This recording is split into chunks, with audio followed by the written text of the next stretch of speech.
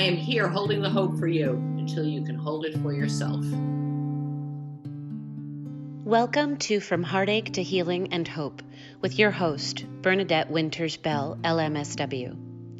This podcast explores the many layers of life through the lens of loss and grief, often with special guests who share their perspectives on this universal yet unique process. These explorations can offer you, the listener, avenues to encourage you to have these conversations with yourself, your family, your community, your world. Welcome. This is Bernadette Winters-Bell, the host of the podcast From Heartache to Healing and Hope. And for this series, Same Storm, Different Boats, I'm thrilled to share with you my special guest, Nettie Jean Scarzafava. She is the most amazing, a Renaissance woman, yes, many things. A teacher, a learner, an attorney, a judge, a guide and mentor for me.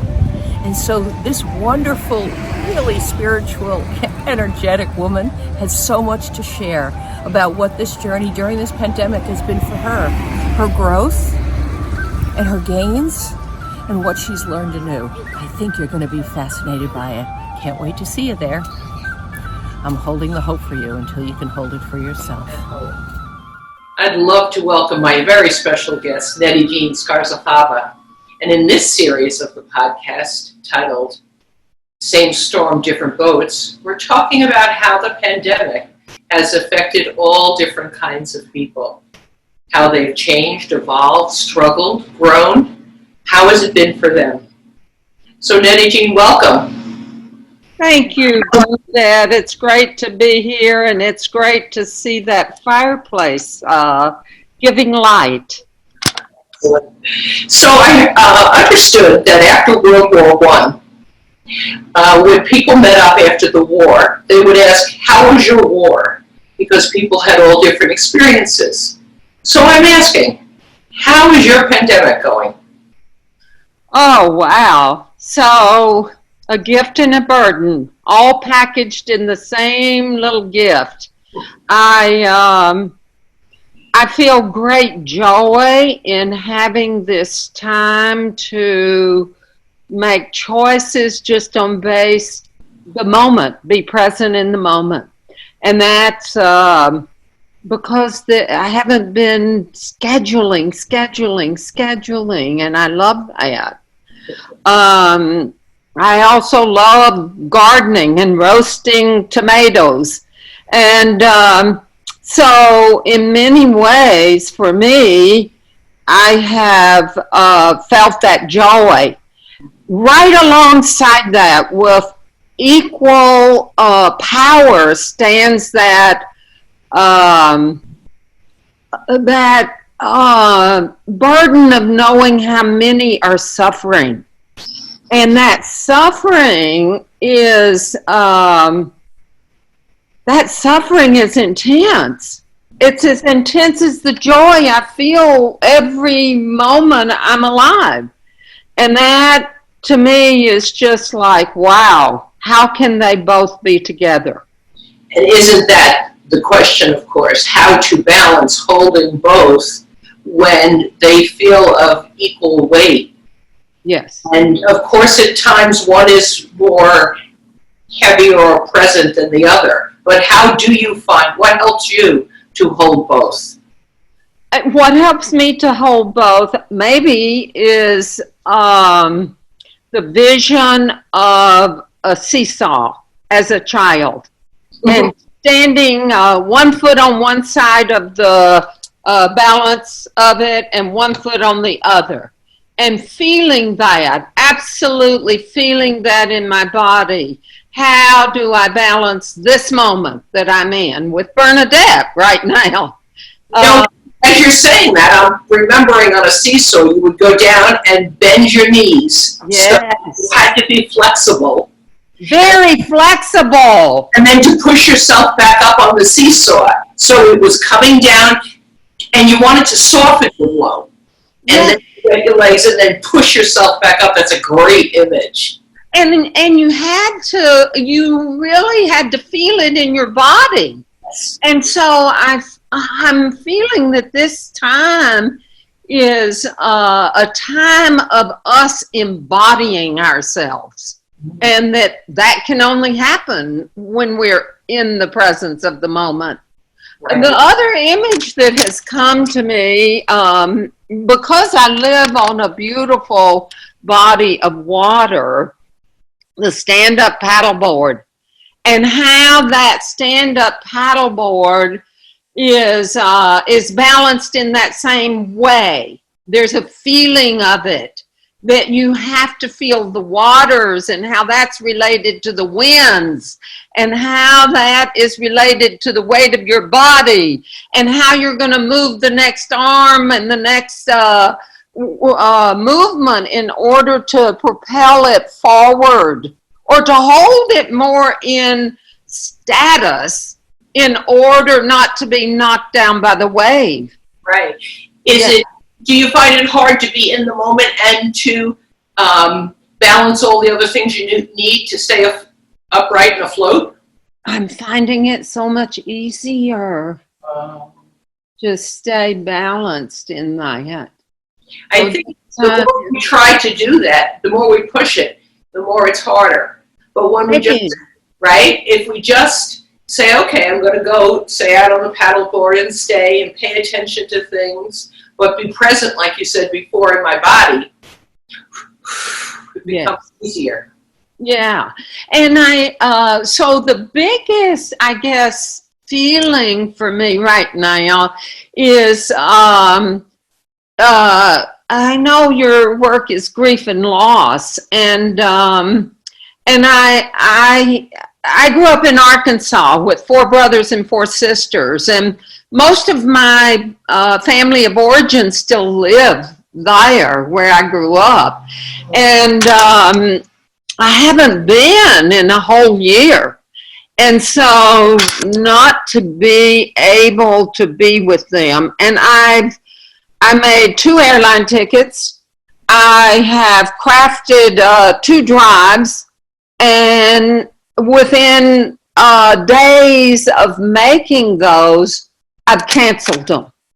And so it's that sort of loss that stands by the joy of roasting the tomatoes out of my bountiful garden here, because they're all gardeners too. So I send them pictures. And I think too, one of the things that has balanced me more is that I do send more pictures. I do reach out to those I'm not with more. And I was so resistant to this Zoom and this phone with me. And, I just want to go to the garden and leave that all behind, because I'm not, I wasn't wanting to spend my time with technology. I want to spend it with the soil, with my feet, digging into the earth. And I do believe that has balanced me during this time. Absolutely. I've been seeing the similarities between the grief process and what everyone has been experiencing during this pandemic and the different losses and challenges. And one of the ones you just highlighted is that when we have a profound loss, and I define that as the heart-to-heart connection between you and either the person or the item or the job, whatever it might be, and where you are developmentally in your life, what's important. And so that whatever our go-to coping skills, so here we'll talk about gardening and how it feeds your soul and certainly your belly. Sometimes almost abandons us, or we're forced to look at other things like technology, things we wouldn't do normally. In fact, we go out of our way not to do. And we're forced to learn forced or allowed, you can pick your verb, how you're feeling. Right. And so you had to come to a place to say, if I want to be in touch with family and friends, yes. Okay, Zoom, you and I are going to have to come to a meeting of the minds here. Exactly. Absolutely. And I never really understood that until March of this year. My daughter, who has lived 10 years now in Saudi Arabia with two of my grandchildren, and they showed up here as a surprise for my birthday on March the 15th. My birthday's the 22nd, with the intention of returning to Saudi Arabia on the sometime late March. Well, they were here for 5 months. Wow. And so the grandchildren helped me to plant the garden. Oh. Now when I have this bounty from the garden, it's like being able to share that with them on Zoom is very different, because before I was adamant, I'm not going to be a Zoom grandma. I want to be a hug grandma in the physical body. And yes. And so I realized that our physical body is also in that unseen world, just like imprints in time. I never recognized how powerful imprints in time with grief is, because this is the 5-year, July was the 5-year anniversary of my husband's going. Right. And oh my gosh, that week I was knocked flat on my back with a tick bite. Something as tiny as a little tick bite. And of course the testing showed Lyme. I was so sick. And it was only maybe a month or so, sometime in August, I looked at the calendar and it's like, oh my gosh, that was right during the week that my husband was making his crossing. Right. And so during that time, and he really shared the crossing with me in the Tibetan way, in a boat that he was captain of, and it was loaded with others of golden light, and he was transporting them across the great waters. And so he during this, I call it now my 3 nights of initiation. During that 3 nights, one of the nights I honestly rode the oceans, and I woke up realizing it was Neptune. And so I Google it, and it's like, what is that? And so it's the whole story of the Athena planting trees, and Neptune crashing his trident on the stones to stop, and and from that he provided Athens with an ever-flowing spring of water.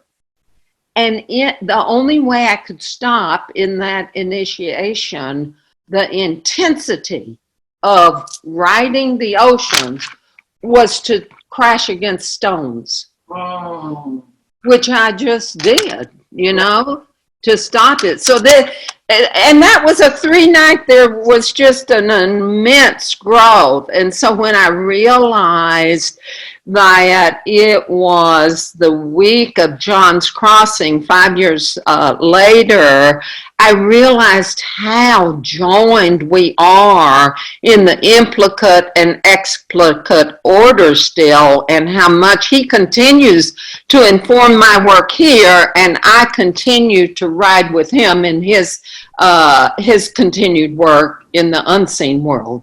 Isn't it interesting that something like a tick bite would put you out on your back, so it gave you the time, forced you to take the time to have that rest, to have that reflection. Absolutely. Sometimes we have a hard time just resting and relaxing. You know, I think that sometimes we get a little on our shoulder and we pull that off, and then we get rid of that. Right. And then they pull the rug out from under you and drop you on your tush and say, okay, now you're going to pay attention. Absolutely. And that was the gift of the tick bite. Yes, it was. And to realize that doxycycline, which I really did not want to take because I know what it does to the gut biome. Right. And so I resisted it. And the very moment I started to take it, other things, realizations that are so deep, and we only have a certain amount of time, came. And so I asked my daughter, who's a veterinarian, what is doxycycline made from? And she said, well, Mom, it's made from bacteria in the soil. And I'm like, oh my gosh, now I understand what Lyme disease is trying to teach us as a humanity. And it's that balance that we first started talking about, that balance. Exactly. Yes, that the soil itself is out of balance. Exactly. So before, when you were talking of the story of the Neptune, and you're talking about the planting of the trees and then the water, isn't that the basis there for you, the planting of the garden and being on the lake, the water of the garden, right? That's absolutely. Yeah. And you know, it's also so entwined with what we're going through as a racial issue in this country, because the slaves were brought here 400 years ago through the mouth of the Susquehanna River that comes in through Jamestown. And this is the source that I live on. Cooperstown Lake is the source of that river. So during that time, I saw how the slaves were used in a diagram of a boat. And they were used as ballast. Ballast, B-A-L-L-A-S-T. And that caused me to recognize that their journey through the waters, we're now able to repair that if we have the perspective that these two continents are being woven back together in that unseen implicate order that the quantum physicists speak of. Exactly. So when you look at a map, the continents that come together, you can see where they used to be, right? Absolutely. And we have an opportunity at this time in history. Absolutely. And say, how can we truly look at this, acknowledge it? Absolutely. Repair and heal. Yes. Yes, and that all came. It's like until we do that, we can't heal the imbalance in the soil or the balance between the changing from the age of Pisces, the age that is water, to an age of air, which is Aquarius, and that ballast that is required to now balance it differently. And planting more trees, it was like, oh my gosh, that's what has to be done, because people, you know, animals go about, on whether we're four-legged or two-legged, they go about. But trees are holding that ballast. Right. And we have denuded so much that one of the greatest things I think we can do is plant things that have roots to spread. Absolutely. So they form that kind of stability and foundation, and then the roots reaching out into the soil, so it goes further than just one person or one tree. Absolutely. Yes, yes. And I think about all of us who, you know, got on this whatever spiritual thread we just kept pulling, and it fascinates me because sometimes we get caught in our own individual journey and forget about the journey of the whole of humanity. And if we just get stuck on our little journey, then we, as an individual who have realized our observing selves, aren't able to contribute to the whole because we're just working on the individual aspect. And I understand that importance of the individual realizing themselves. It's critically important. And well, I think that's an excellent point that many times, and maybe we just have to live long enough, hopefully, to have experiences and learn this. But not only can we not give to the greater good, but we can't receive then either. Absolutely. And no man is an island. You may need time to refresh and be by yourself like a solo retreat, but then come back with some more resources and energy in your buckets so that you can be part of the whole and give and receive, right? Yeah. Right? The whole needs to be a balance. Balance, isn't it? Right. Amazing. Amazing. And that's the other thing we talked about initially, is that balance, that presence that allows us to feel that balance and nobody can feel it for me. I have to be the one to feel it. And I'm learning that too. I can't do another person's balancing for them. I don't have a clue what they need to do to balance. We're lucky we can take care of ourselves. Yeah. And I know that we all need each other, because when those big, huge waves of the ocean come, we are way better off if we've got a whole bunch of those stand-up paddle boards that are balancing together like a school of fish or a flock of birds. Wow. So, traveling has always been a big part of your life, and I know you can't go to Arkansas now, and I know you've been to many parts of the world. What has that been like? Not to, I guess this is telling me. Well, so Bernadette, in January, I had 3 trips scheduled, one to Scotland, one to Africa, and one to Italy, to Assisi. So these all on pilgrimages, all like very small group pilgrimages. And those 3, I canceled the end of January. There was something that was like, okay, I don't have a clue what this is about. And maybe I did. Maybe I had seen something about this coronavirus, or somebody had told me about it, or whatever. I don't watch the TV, and I very seldom read news of any kind. But of course, people around me do. And so I was like, oh my gosh, there is something. And I had felt it coming even when I scheduled these trips a year before.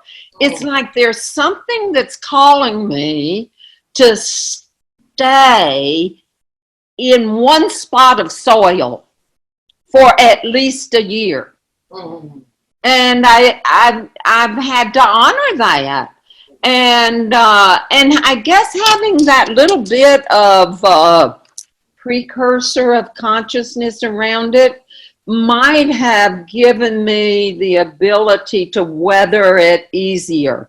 Well, sure, because in a way, it was maybe your spirit's way of preparing your mind and body that you're going to be staying put, and it's going to be good, it's going to be okay. Yes. So you had time to process it and be prepared for it. Whereas most of us found out one day that the next day we weren't going to the office or school or whatever. It was just like that.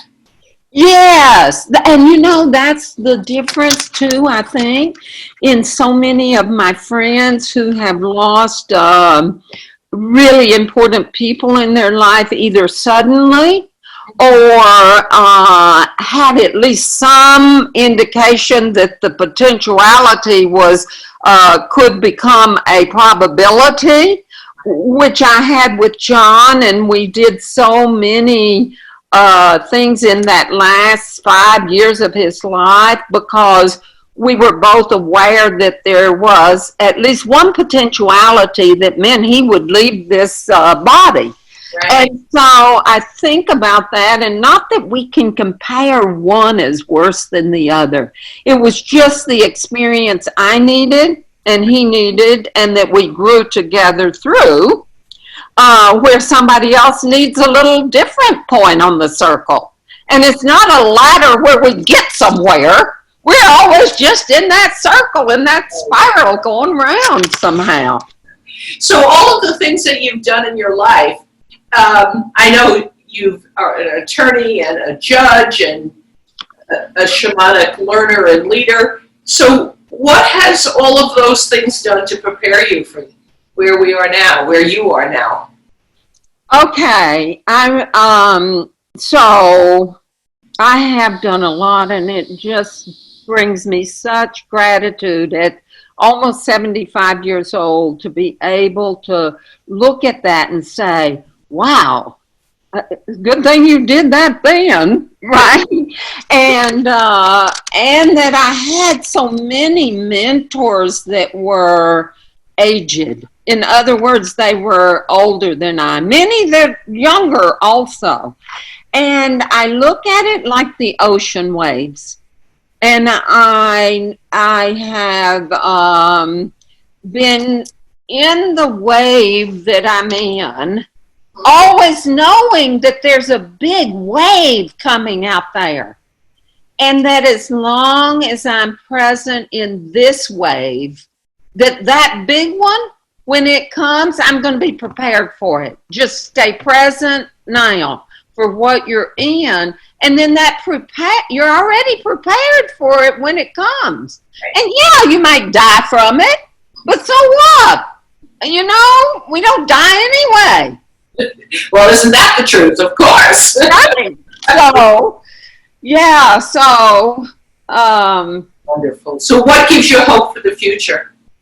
So what gives me hope for the future are the children. Oh my gosh. And those coming by, 10 years behind me. And in age, I don't mean, because in walking the labyrinth, we realize that we don't know who's ahead and who's behind. Right. So I'm just talking in this physical time and space thing where we articulate things by years. So I know people who are 10 years older than me. Some are 20 years older than me. And I can look at their lives, and I can look at those that are 10 years less in age, or 20 years less in age, or 30 years less in age. And so what gives me hope is that I'm seeing that that's not all broken, that those generational lines are not all broken. And we're reweaving that too.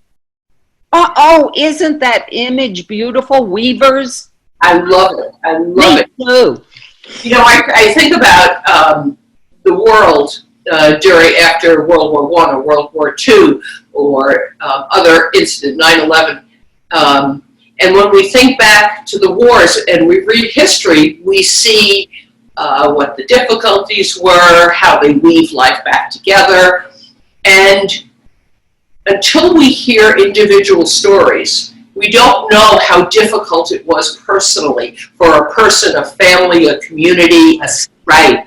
And we're in the midst of something phenomenal in this country, and we're trying all to figure it out. And sometimes I think it's good to talk about the fact that this same storm but different boats that we're all in, right, is we're trying to figure it out and keep the balance even when it feels like the boat's falling apart, Yeah, absolutely. But because we as a community, as a country, as a world, have been through things before and come out the other side. And we will again too.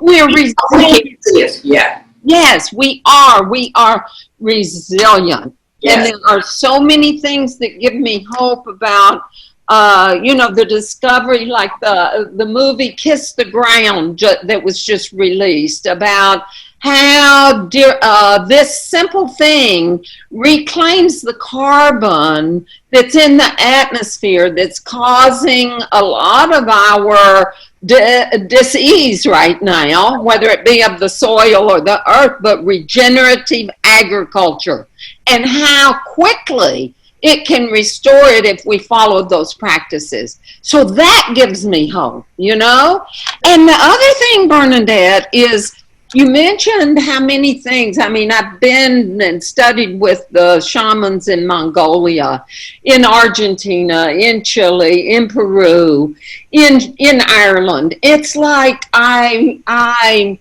number one most important thing for me at this point in my life, anything I've ever learned, I want to pass it on to somebody else so they can use it. It becomes theirs. And it not in an imitation of me, but in the way that it fits for them. And so, like when we danced for the grandchildren and those yet to come, it's like that dance is so simple. Anybody can lead that dance. A child could lead that dance. So I want to pass those things that have been so important in my life. Because I've spent over 30 years doing 4 nights all night long dancing, right. Not 1 hour, or 4 days all day long from sun up to sundown with no food or water, dancing. So those dances are and every culture has had their dances. Right now, I believe we need to get our feet on the ground and dance. Okay, I agree. Oil! Yes! Oh, well, thank you. This has been terrific, full of knowledge and spirituality and love and hope. So, thank you for the opportunity to share, Bernadette. I love you and all the soul sisters. Oh, I love you, my girl. Take care. A pleasure. Thank you. Thank you.